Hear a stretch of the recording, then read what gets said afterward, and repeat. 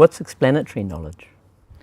So, knowledge itself, there are two categories. There's explanatory and non-explanatory knowledge. The knowledge in genes is non-explanatory because it does not express its causal power in a code.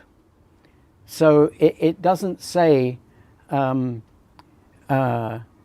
you're looking at a distant object, the reason you change the size, you change the tension in the muscles around your eye lens, is that this will bring the light from the distant object into focus. There's nothing in the gene that says that. It just says when you're looking at it. It doesn't even say that in words. It's not in English. I can't read. Yes, it's not in English, but it's not in any language. No, it's just a pure instruction that does this, without ever saying that it does this. Now, would you say that as an algorithm? No. There are algorithms but that's a particularly simple algorithm. Sorry. Okay, but, carry on. Yes. Anyway.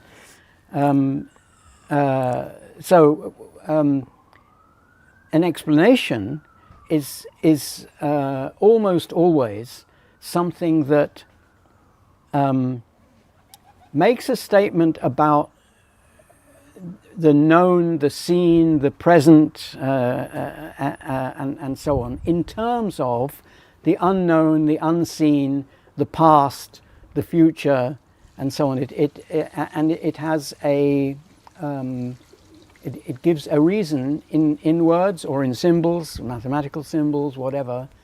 And also there are explanations that are not in words, which I can come to if you like, which says why that is so, how that is brought about, how the past has affected the present, how the past should affect the present if you are right about the explanation. And why is the term important? Why do we use the term? Well, explanatory knowledge is by far the most powerful in terms of causation. At the moment, we can't really see that because we can in special cases, like for example, entities with explanatory knowledge are the only ones that can propel themselves to the moon and back to the Earth without being destroyed. So that can only be done with explanatory knowledge.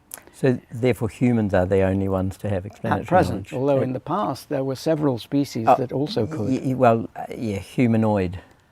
Yes, well, animals.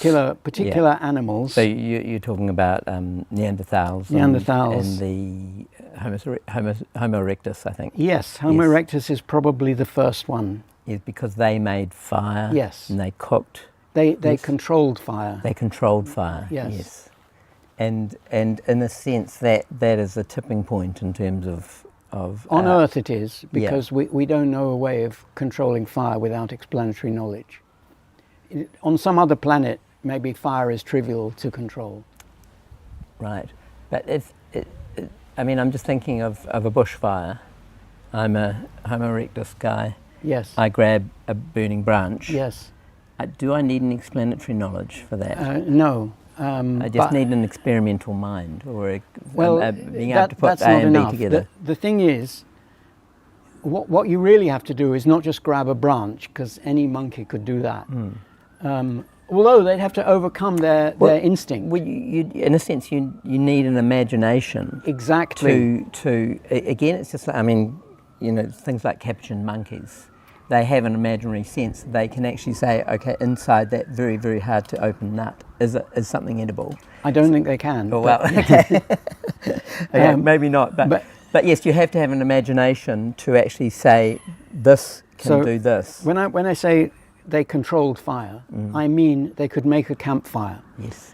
That is... ex nihilo. Yes. Yes. Yes. Right. So they had some fire, and somebody thought, if we could keep that going all night, it will stave off the wild animals. That thought is typical of explanatory knowledge. You see that I stated it in terms of, in words. as I said, on another planet, there could be genes to do that evolve without an explanation. But on our planet, it's more or less obvious that couldn't arise, because there are too many separate things you have to imagine before the fire can be useful. Yes, and the key word in that sentence is imagine. Yes.